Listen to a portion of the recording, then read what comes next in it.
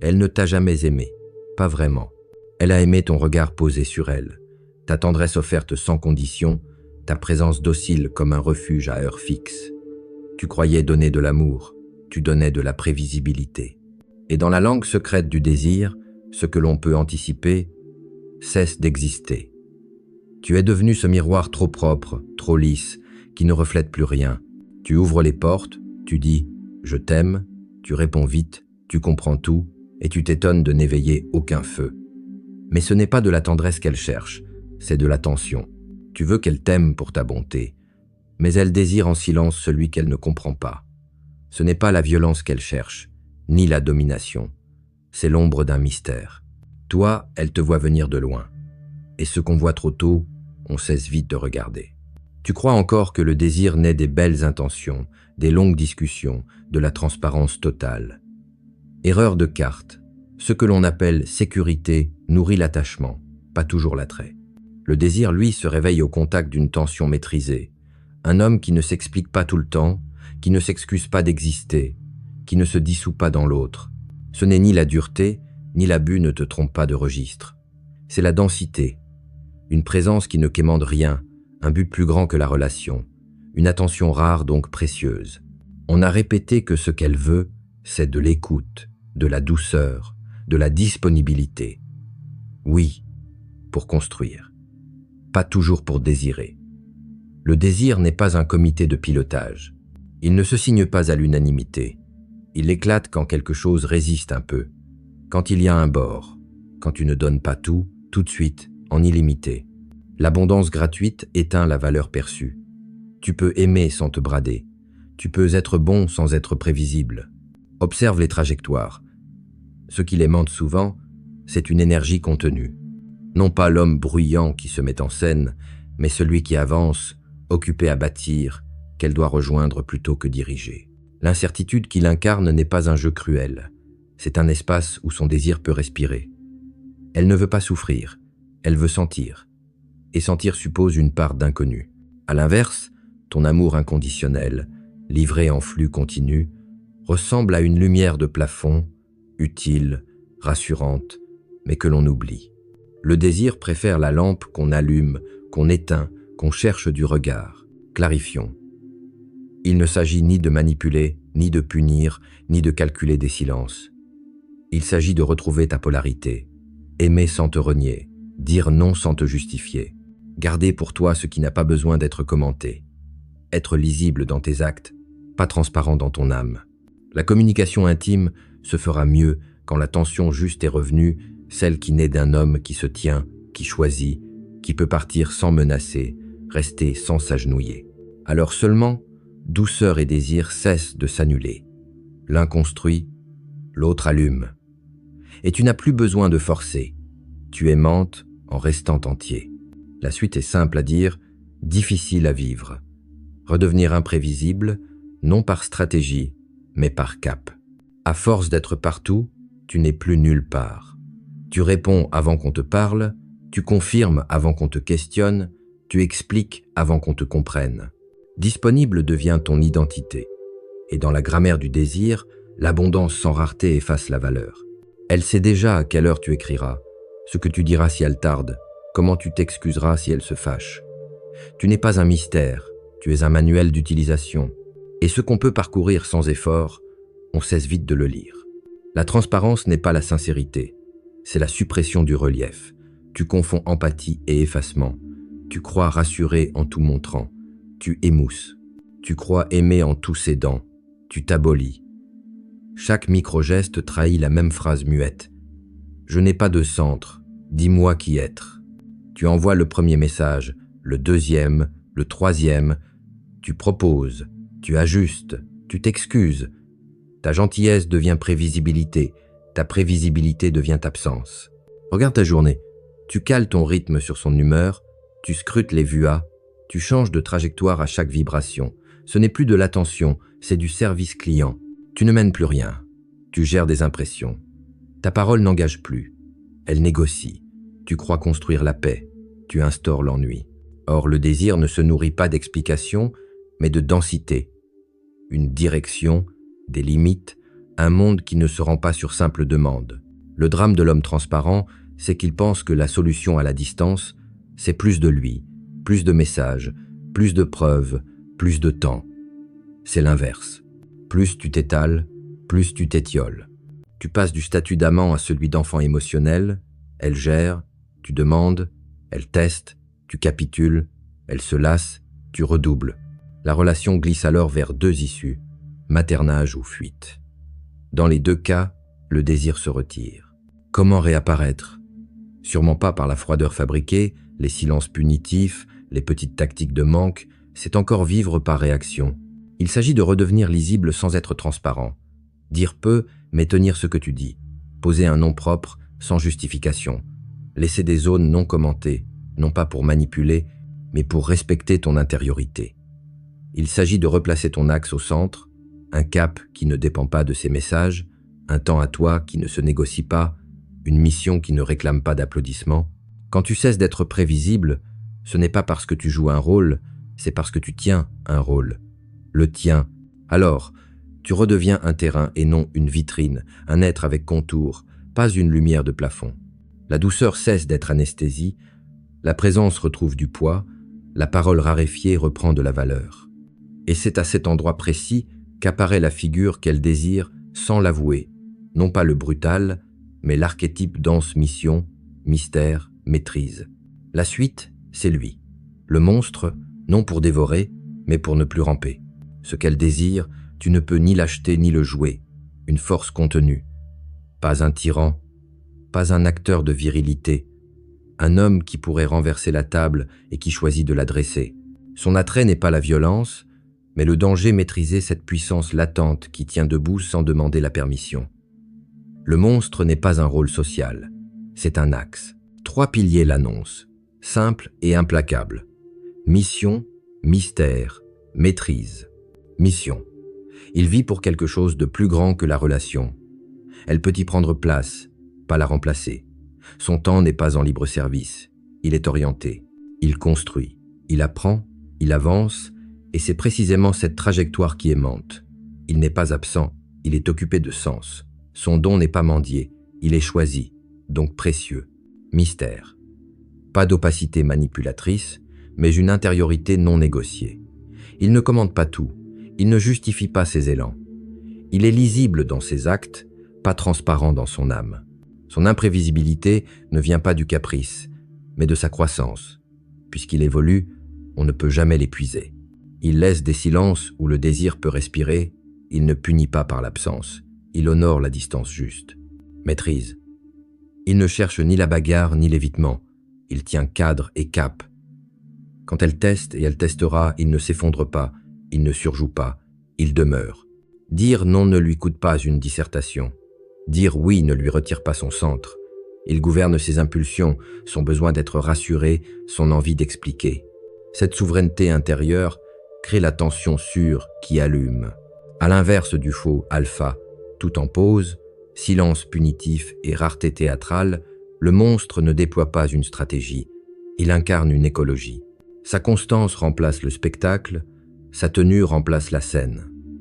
Il peut manquer un message sans dramatiser, poursuivre sa séance, revenir présent, entier. Il inclut sans s'abolir. Quel est l'effet sur elle? Pas la soumission, la polarité. Curiosité, admiration, élan. Elle n'a pas besoin de drame. Elle a besoin d'intensité. Elle ne veut pas gagner sur lui. Elle veut pouvoir monter vers lui. Avec lui, le désir ne s'éteint pas parce qu'il n'est jamais totalement acquis, il se renouvelle au rythme de son cap. Cela n'a rien d'une manipulation. C'est une hygiène du désir, faite de respect clair, de consentement et de limites nettes. Et c'est là que s'ouvre la suite logique. Si la puissance choisie attire, c'est parce que ce qui est rare vaut. L'économie du désir commence où se termine la disponibilité sans mesure. Le désir n'obéit pas à la morale, il obéit à une économie. Ce qui se déverse sans mesure perd son prix. Ton attention, ton temps, ta disponibilité sont des monnaies rares, les offrir en flux continu les démonétise. Tu veux prouver ton amour en répondant à la seconde, en anticipant chaque besoin, en multipliant les marques d'affection. En réalité, tu supprimes l'attention qui allume. Plus rien n'est attendu, Plus rien n'est conquis, tout est acquis donc oublié. Le désir préfère la pulsation à la lumière de plafond, l'alternance du proche et du lointain, du plein et du vide, du oui et du non. Non pas des silences punitifs ou des calculs de comptoir, mais une présence sélective qui respecte tes limites et ravive la valeur de chaque geste. Commence par raréfier l'automatique. Cesse d'être un distributeur d'affection en libre service. Ne promets pas plus que tu ne peux tenir, tiens plus que tu n'annonces. Un message plus tardif mais incarné vaut mieux que 10 réponses précipitées. Offre des moments d'intensité clair regard, toucher, parole tenue, puis laisse une respiration. La respiration n'est pas du mépris, c'est l'espace où l'autre peut désirer à son tour. Apprends le nom propre, court, sans justification, posé pour protéger ton matin, ta séance, ton cap. Apprends le oui plein. Offert quand tu es réellement présent, non pour calmer une angoisse.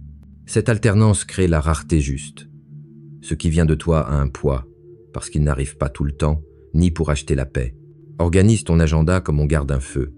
Bois sec, pas de fumée. Des créneaux inviolables pour ta mission, des fenêtres entières pour la relation. Ni grignotage, ni demi-présence. L'ennemi du désir n'est pas la douceur, c'est la continuité tiède qui anesthésie. À l'inverse, la clarté « je suis là ce soir », pas disponible cet après-midi, j'avance sur tel objectif, installe une prévisibilité de cadre et une imprévisibilité vivante à l'intérieur. On sait où te trouver. On ne sait jamais exactement qui tu deviens, puisque tu grandis. Éthique essentielle. Ne manipule pas le manque, ne ghoste pas, n'allume pas pour retirer. La rareté dont il est question naît de tes priorités réelles, pas d'un théâtre. Elle protège ton axe et, par ricochet, redonne du prix à ta présence. Quand tout n'est plus disponible, chaque oui devient un événement. L'autre n'est pas tenu en haleine par la peur, mais tenu en désir par la qualité. Tu verras alors que l'économie du désir n'exige pas d'être cruelle, elle exige d'être orientée. Et c'est la transition naturelle vers la suite. Si tu t'es vidé en donnant sans compter, ce n'est pas par faiblesse, c'est par absence de cap. Réapprendre la valeur, c'est réapprendre la direction. La rareté n'est pas un manque, c'est le sillage d'une trajectoire. Ce n'est pas elle qui t'a vidé, ce n'est pas les femmes, ni le monde moderne. Ce qui t'a mangé, c'est l'absence de cap. Un bateau solide à la dérive finit toujours par heurter quelque chose. Tu n'étais pas moins homme, tu étais désorienté. Et quand un homme perd sa direction, il se raccroche à la chose la plus proche. La relation. Alors tu as fait d'elle ton or magnétique. À partir de là, tout s'inverse. Ce n'est plus toi qui portes ta vie, c'est elle qui te porte et devenir un fardeau n'éveille jamais le désir. Regarde le mécanisme. Plus tu manques de trajectoire, plus tu compenses par la présence en continu. Tu offres de l'attention à la place d'une destination, de l'affection à la place d'une ambition. Tu t'étonnes qu'elle étouffe? Tu as transformé l'amour en oxygène de substitution. Or, ce qui aimante chez un homme, ce n'est pas qu'il respire pour deux, c'est qu'il avance et qu'elle peut courir à ses côtés sans devoir le tirer. Le vrai magnétisme ne naît pas d'une posture, il naît d'un travail vivant. Quelque chose de plus grand que toi que tu poursuis, qui remet ton ego à sa place, qui t'exige. Mission, art, entreprise, maîtrise d'un métier, service peu importe la forme, pourvu qu'il y ait axe. Quand ta journée est structurée par autre chose que son humeur, quand ton calendrier n'est plus un bac à sable pour l'angoisse, ton poids spécifique remonte. Tu redeviens un centre de gravité. Elle cesse d'être ton centre par défaut et redevient un choix. Reprendre un cap, ce n'est pas disparaître sous prétexte de se concentrer sur soi. C'est réordonner. Des créneaux inviolables pour ton œuvre, des présences pleines pour la relation, un nom propre quand il le faut, un oui entier quand tu es là. Tu ne cherches plus la paix à tout prix, tu cherches la tenue. Et tu laisses tes résultats parler à ta place. Une compétence qui monte, une forme qui revient, une parole qui colle à tes actes. Alors la relation cesse d'être ton refuge et redevient une rencontre. L'illusion la plus coûteuse, c'était de croire qu'en la mettant au centre, tu la sécuriserais. En réalité, tu as tué la polarité. Plus d'écart, plus d'élan, plus de tension. On ne désire pas ce qui gravite autour de soi comme un satellite. On désire ce qui tient son orbite. Retrouver le cap, c'est rendre à l'amour la seule chose qui l'allume, la distance juste entre deux pôles entiers. À partir d'ici, attends les remous. Quand l'axe revient, les tests reviennent aussi. Elle bousculera, non pour te casser, mais pour vérifier si ce cap tient. Et c'est précisément l'objet du chapitre suivant. Comment tu as assassiné la polarité et comment la ressusciter sans théâtre. Quand l'axe se perd, la polarité meurt. Tu as confondu paix avec absence de relief. À force de vouloir bien faire, tu as lissé tout ce qui donnait du tranchant à ta présence. Tu as remplacé le leadership par l'approbation, la décision par le sondage, la limite par le compromis permanent. Résultat, plus d'écart, plus de tension, plus de courant. Deux pôles fondus en une masse tiède. Le désir, lui, se nourrit d'écarts vivants, proximité et distance, force et douceur, silence et parole. Tu as tué ces contrastes au nom de l'harmonie. Tu es devenu neutre. Ces tests n'étaient pas de la cruauté. C'étaient des prises de mesure. Est-ce que ton cap tient? Est-ce que tu peux contenir l'orage sans te dissoudre ni contre-attaquer? Chaque fois, tu as choisi la paix à tout prix. Tu t'es excusé quand il fallait poser. Tu as expliqué quand il fallait incarner. Tu as argumenté là où un nom propre suffisait. À force de désamorcer, tu as éteint. Elle n'a pas voulu gagner sur toi. Elle voulait sentir que tu pouvais tenir avec elle. Ressusciter la polarité n'exige ni théâtre alpha, ni froid calculé. Il s'agit de réintroduire l'écart juste, éthique et orienté. Concrètement, remets du cadre. Des temps à toi, inviolables, annoncés sans justification. Prends des décisions petites, mais tenues. Préfère l'acte à la promesse. Cultive la présence pleine quand tu es là et l'absence franche quand tu ne l'es pas. Pas de demi-présence anxieuse. Apprends le contact qui dirige sans forcer. Un regard qui ancre, une main qui dit « viens », un pas qui ouvre la voie. Toujours avec consentement, jamais comme un levier. Et surtout, arrête d'expliquer tes émotions. Respire, sens, oriente. La parole vient après le geste ajusté. Tu ne gères pas son état, tu gardes le tien.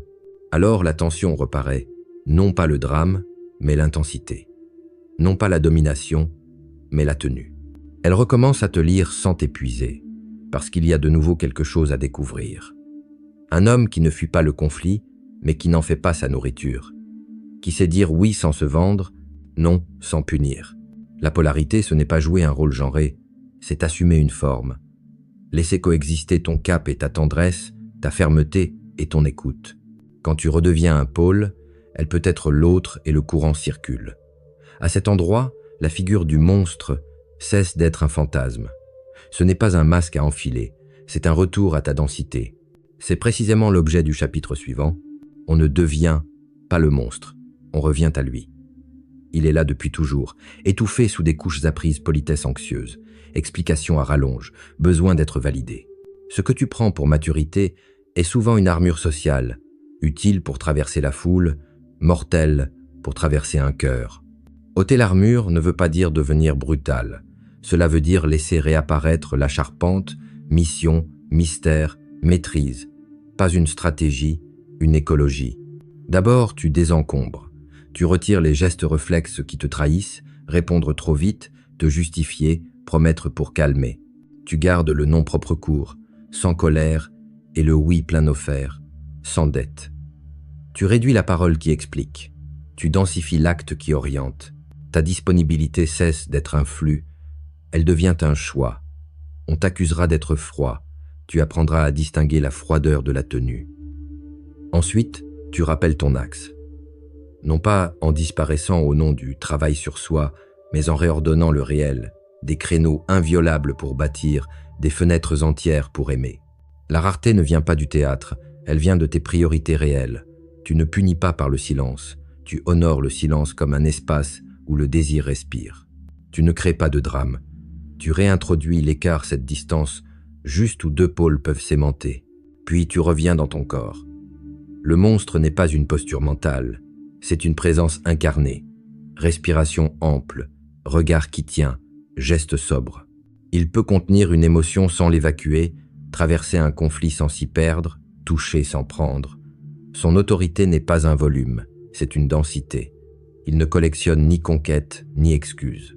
Il choisit. Éthique, toujours. Le monstre n'est ni manipulateur, ni prédateur. Il n'arrache rien, il crée de la clarté. Consentement explicite, limite nette, mot tenu. S'il s'éloigne, il informe. S'il reste, il s'implique. Son mystère n'est pas opacité, c'est intériorité non négociée. Sa force n'est pas fracas, c'est pouvoir sur soi. Impulsion, peur, besoin d'être rassuré.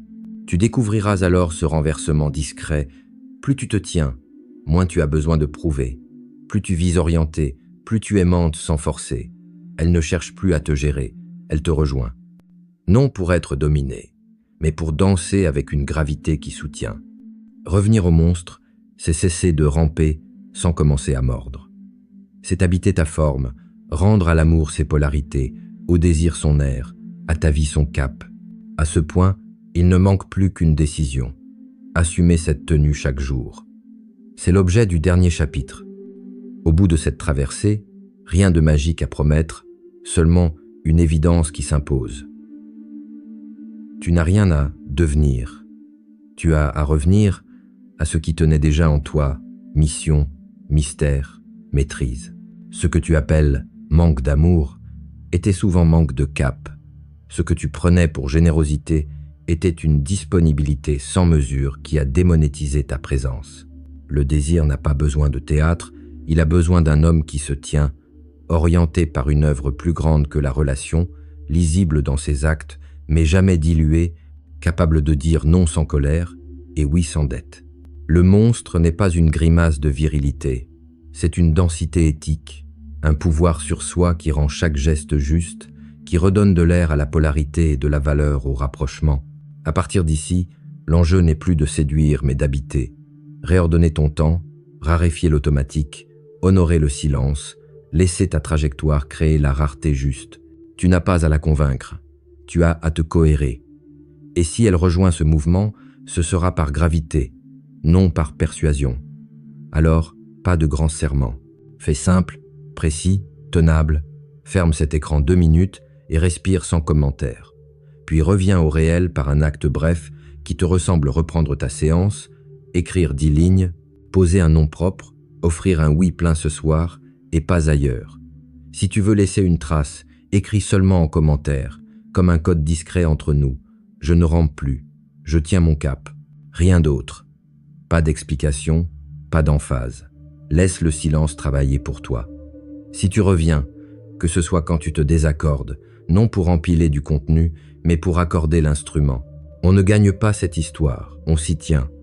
Chaque jour, chaque choix, maintenant. Et rappelle-toi, ne le fais pas pour elle, fais-le pour le garçon que tu as trahi, pour l'homme que tu redeviens. Le reste suivra, toujours.